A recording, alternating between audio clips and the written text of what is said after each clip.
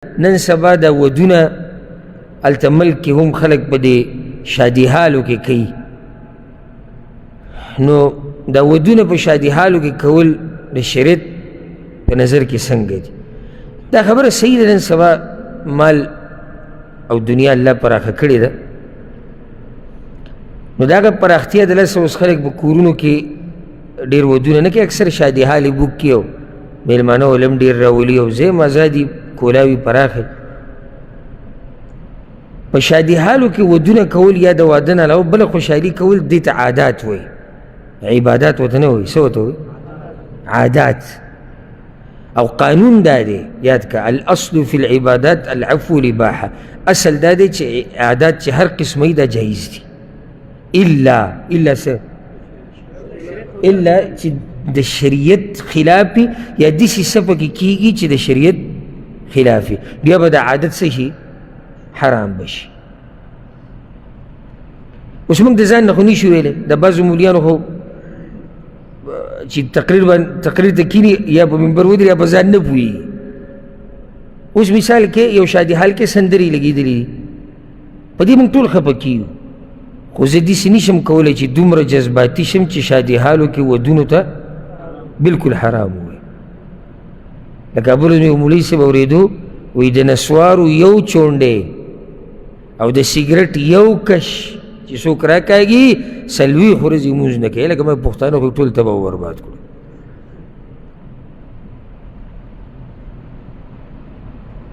دا ما بیان واورېد ما په خپله، خو دومره په جذبې سره یو چونډی د نسوارو، دا پوڼۍ هم نه ده، یو چونډی او یو کش، یو سګرټ نه یو کش چې دې راښکودو 40 ورځې د دې سړي لمونځ نه کېږي.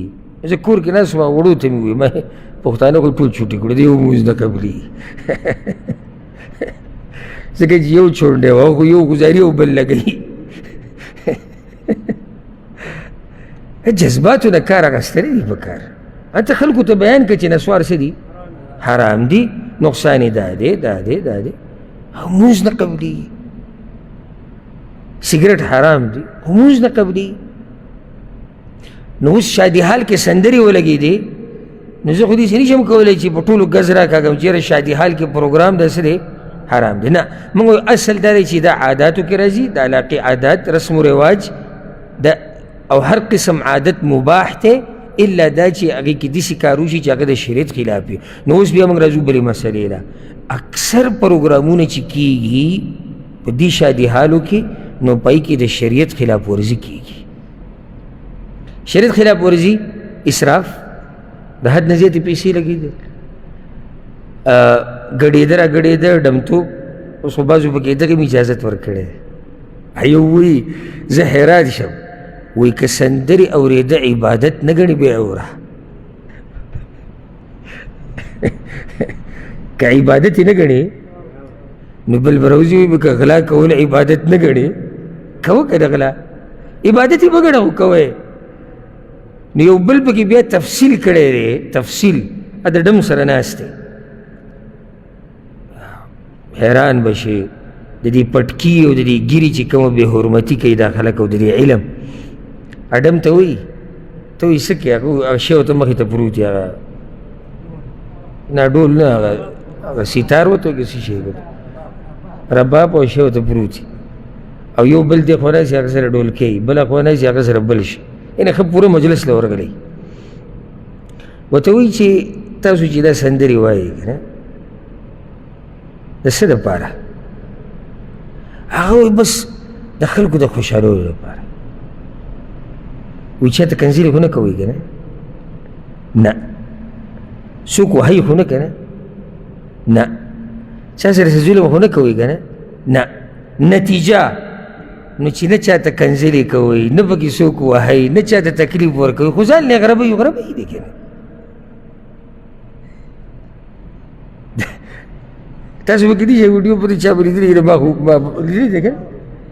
ما به ورځ ولیدی، ما ته ملګري راولېږي. وایي چې دا سړی راولېږي او بهر چاته کنځلې کړي، د هغې نه ښه نه دی چې ځان له د کور کې ناست یو دا ډول ډبلي وایي راوایي. حیران دې ته شوم لکه اوس د سندرو دا خوځښت صحیح شو دی چاته کنځري نه کوي چاته اوس یو سړی دی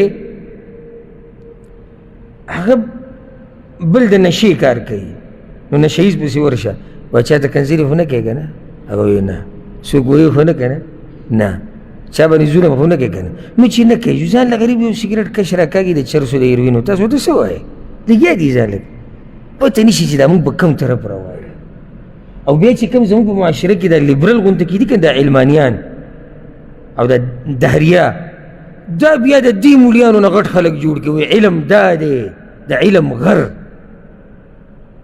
د علم غر نه دی خو هغه دا مسلې غوښتې او دا د دوی یو ورور پیدا شو خو صرف نوم پې د مولا پروت دی هر مولا نه وي ګورې او پښتانه وایي هر سورګیری شاګل نه دا نه چې ته سړی دی پټکۍ په سر پروت دی یو مولا دی یا ګیره غټه کړې د مولا دی ګیره عام سړی نه شي غټولی پټکۍ خو د پښتنو ثقافت نه دی دی که نه نو ته به سړی وینې پټکۍ به اچولی ته به چې مولوي صاحب رواج دی ګیره خو د سړیتوب نښه ده یو سړي پرېښودې ده یا په دین عبادت دی بعض خلک یې صرف د سړیتوب په نیت پرېږدي یاره سړي نه بعضې د عبادت په نیت چې صحیح دی یو عبادت یې کړی دی نو ته به څه وایې چې دا سړی مولا دی نو خیال کوئ ګورئ نو دا خبره مې دې پورې راواغسته چې ډېرو شادي حالو کې دا ټنګ ټکور کېږي نو دا کارونه حرام دي او داسې قسمه پروګرامونو ته تلم ناروا دي او که چېرته داسې څه پکې نه وي او دا قبیح کارونه پکې نه کېږي نو بیا څه دي بیا جایز دي والله اعلم